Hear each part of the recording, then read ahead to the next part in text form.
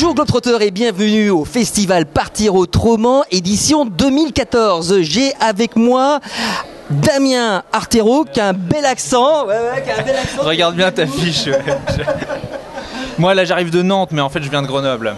Tu viens de Grenoble, d'accord, ouais. Pour le festival. Et qu'est-ce que tu vas nous présenter ici justement au festival Partir Autrement? Je viens présenter mon dernier film. À chaque fois que je viens ici, de toute façon, c'est pour montrer un film.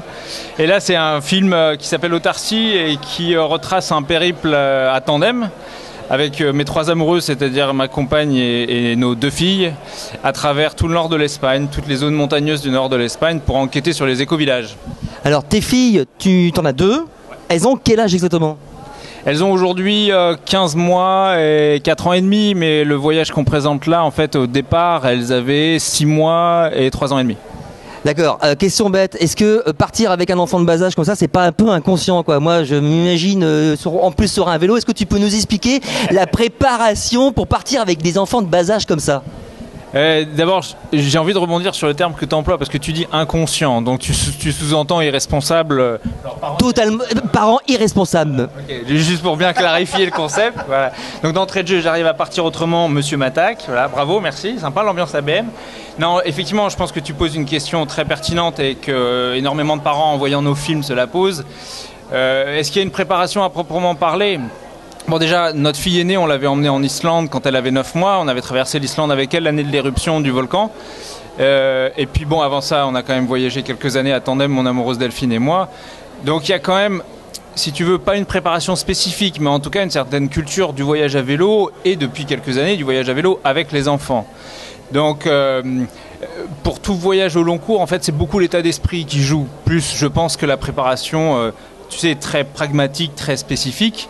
Et finalement, quand tu fais un premier voyage avec un enfant, assez vite, tu te rends compte que toutes les barrières que tu t'étais mises en tête et ce dont tu te faisais une montagne, finalement, c'est pas du tout des obstacles. Il suffit juste de savoir s'accorder au rythme naturel de son enfant. Ce que finalement, n'importe quel parent, y compris sédentaire, doit faire. Et on s'imagine que transposer sur la route, tout devient compliqué, mais non, en vérité, ça a été très naturel, ça a coulé de source pour nous de voyager à vélo, d'abord avec l'Irio, puis ensuite avec les deux. Bon, pour l'anecdote, le public le verra dans le film ce soir, le truc qui a été difficile, c'est que la deuxième, Luce, qui avait donc 6 mois au départ, ne faisait pas ses nuits. Donc elle nous a réveillés à peu près 5 fois par nuit pendant 2 mois de voyage. Ça donc je le conseille, je le souhaite à personne, mais bon, au-delà de ce détail, non, je pense que c'est pas du tout inconscient. Si tu veux, c'est une vie qui est d'une richesse incommensurable. Donc c'est une vie sur la route de semi-nomade qui, nous, parents, nous rend heureux. Donc étant heureux, on est apte à transmettre du bonheur à nos enfants et manifestement, ça rend nos filles heureuses aussi. Elles sont épanouies, elles sont sereines et elles s'amusent, quoi. Alors, bon, là, de ce côté-là, c'est vrai que tu m'as convaincu. Finalement, c'est facile de partir avec les enfants très très loin en tandem. Justement, alors vous dormiez où? Quel était le projet phare en Espagne sur ce vélo? Est-ce qu'il y avait un leitmotiv qui était vraiment bien pertinent? Oui, bien sûr, il y a toujours une thématique forte au voyage parce que c'est ce qui te donne le plus d'élan, si tu veux. C'est avoir une intention forte, c'est, je pense, ce qui t'emmène le plus loin, pas forcément géographiquement, hein, mais le plus loin dans ta réflexion de voyageur, dans ta démarche. Bon, là, en l'occurrence, tu me demandes où on dormait. On est complètement autonome sur le vélo, hein. On a une autonomie pour 4. C'est aussi pour ça que le film s'appelle Autarcie, parce que ça évoque cette autonomie qu'on essaye d'entretenir, nous, sur le vélo. On dort sous la tente, on a notre nourriture avec nous, on a tout le matériel. On ne veut pas avoir à imposer une hospitalité, tu vois. On la reçoit de très bon cœur, mais on ne veut pas être obligé d'aller toquer aux portes pour demander un toit pour la nuit, un endroit où manger, de la nourriture. On est vraiment dans notre bulle si on le souhaite. Mais en même temps, le terme autarcie qu'on utilise, qui est le titre du film, il s'applique surtout à la thématique. Donc j'en viens à la deuxième partie de ta question. On est parti traverser tout le nord de l'Espagne pour enquêter sur les éco-villages, c'est-à-dire des communautés autonomes, on va dire plusieurs fois le terme autonome, hein, qui vivent dans les montagnes et en particulier qui occupent des ruines de villages qui ont disparu dans le courant du XXe siècle. D'accord. Mais alors, dans ces cas-là, au niveau de le développement durable, au niveau de toute cette approche, est-ce que vous aviez eu envie de peut-être changer certaines choses ou peut-être pour vous d'avoir une vision totalement différente de ces rencontres par rapport à justement cet objectif que vous aviez? Oui, bien sûr. En fait, tu mets le doigt sur un truc vachement important. Pour nous, ça a été un voyage et un film de transition parce que dans notre vie antérieure à ce voyage, on a beaucoup voyagé. de par le monde, on a séjourné dans des communautés et en France, on a beaucoup vécu en colocation. Et à l'issue de ça, on a eu envie de passer à la vitesse supérieure quand on est rentré d'Islande et on a rejoint un projet d'habitat groupé. On appelle ça aussi l'habitat participatif. Donc, le principe étant très simple, on s'est constitué en association avec une bande de copains.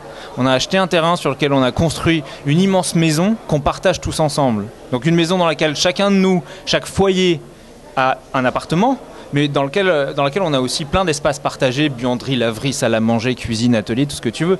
Donc quelque part, ce voyage s'inscrivait en charnière entre un moment où on habitait nulle part, on revenait de voyage, et un moment où on allait emménager dans cet habitat groupé. Et on s'est dit, pour bien préparer psychologiquement l'emménagement et donner toute la force, toute l'âme possible à notre désir de vivre dans l'habitat groupé, on va aller s'inspirer de gens qui le font déjà. Et en particulier qui le font en milieu rural, montagnard, comme c'est le cas pour les écovillages qu'on voit dans le film. Alors, 2 mois avec des enfants de bas âge, avec ta copine, on va dire, quels ont été les moments très forts, qui peuvent être aussi, quels ont été les moments assez difficiles, et les moments qui, pour les gamines, justement, et pour vous, resteront gravés à jamais? Ah là là, si tu veux, bon, déjà, ouais, c'est un peu les questions pièges, ça, parce que dans un voyage qui est bien mené et qui est mené avec le cœur, tous les moments, ils sont forts, et en particulier les rencontres. Et là, on allait vraiment au-devant de rencontres avec des personnages, et j'espère que le film le retranscrit avec des personnages qui sont lumineux dans leur discours, dans leur approche du monde, de la vie collective, du partage, dans leur approche d'une sobriété heureuse, comme le dirait Pierre Rabhi. Donc, ça a été pour nous 2 mois d'enrichissement permanent, et on l'a vu aussi de façon plus pragmatique sur nos filles. On a vu les petites épanouies, libérées, parce qu'il faut s'imaginer le contexte, on le voit dans le film encore une fois, mais il faut s'imaginer le contexte. On débarque dans un village perché sur une montagne, on est à 30 km du premier bout de goudron ou de la première ligne électrique. Pour les enfants, c'est la liberté totale, tu vois, tu les lâches dans le village, ils partent, la grande, elle partait vadrouiller dans la forêt à poil, parce que, bon, voilà, c'est l'été, c'est l'Espagne, tout le monde se fout à poil, les gamins en premier, puis les adultes suivent assez vite. Tu vois, il y a ce côté un peu très, très libertaire, très, très permissif, et en même temps, ça resserre notre cellule familiale, parce que quand on est sur la route tous les 4, il faut voir que nos gamines, elles profitent, elles jouissent de la présence de leurs parents 24 heures sur 24, on est tout le temps ensemble, et ça génère chez elles beaucoup de bien-être, beaucoup d'apaisement, beaucoup de confiance aussi, je crois. On construit une confiance très solide, parce qu'on traverse des galères, on traverse des rivières, on casse le vélo, tu vois, mais en même temps, on est en famille, on est soudés, on leur explique ce qui se passe, on partage toutes ces émotions, et puis on s'offre aussi un cadre de vie fabuleux, puisqu'on est dehors tout le temps, on fait du sport toute la journée, tu vois, c'est un mélange de tout ça. Moi, je pense que c'est fabuleux pour mes filles, et jusqu'à présent, leur attitude me renvoie à la confirmation de ça. Donc là, c'est vrai que ça donne vraiment envie de partir en tandem avec des enfants de bas âge, comme tu l'as fait. Et après l'Islande, l'Espagne, toutes ces aventures, est-ce qu'il y a prochainement un autre projet qui commence à mûrir un petit peu là-haut? Oui, il y a des projets. Faut pas le lancer là-dessus, parce que c'est pas 10 minutes d'interview qu'on va faire, c'est 3 heures. Ah ouais, parce que des projets, il y en a toujours plein. Si tu veux, quand tu as commencé à goûter à cette vie, nous, on voit ça comme une alternance, nomadisme, sédentarisme. On ne se considère pas comme des aventuriers, on ne se considère pas comme des nomades à proprement parler. Mais il y a des périodes de notre vie qu'on passe sur la route et d'autres périodes qu'on passe chez nous. Et cette alternance, elle nous sied vraiment, elle nous enrichit, elle nous convient. Donc forcément, on ne peut que alimenter, si tu veux, ce cercle vertueux. Donc il y a des projets de voyage. Bon, moi aujourd'hui, je vis à peu près comme je peux de mes films. Donc il y a des projets de voyage en solo ou avec d'autres voyageurs. Et puis, bien sûr, il y a plein de projets de voyage avec mes 3 amoureuses. Alors, on ne sait pas encore lequel va se concrétiser en premier, mais on a déjà écrit au moins 3 voyages au long cours. Je pense que d'ici 2-3 ans, on part avec les 2 petites et puis on fait une traversée de continent pendant 1 an, quelque chose comme ça. Lequel continent ? On n'a pas choisi. On est très attiré par le continent nord-américain. On a aussi commencé à écrire un projet pour le Japon et Taïwan. On réfléchit. Tu vois, le monde est vaste, hein. Plus on voyage, plus on se rend compte en fait qu'il reste à découvrir, qu'il reste à explorer. Et puis c'est cet appétit pour le partage, quoi, la rencontre, le partage. Je crois que ce week-end, on est là pour tous parler de ça, non ? Bon, en tout cas, on a hâte de voir ton film qui s'appelle Autarcie. Tu as un site web également, c'est lequel ? Oui, bien sûr, j'ai un site qui s'appelle Planète D, tout attaché, D comme Delphine et Damien, sur lequel on trouve tous les projets de voyage, tous les films, tous les bouquins.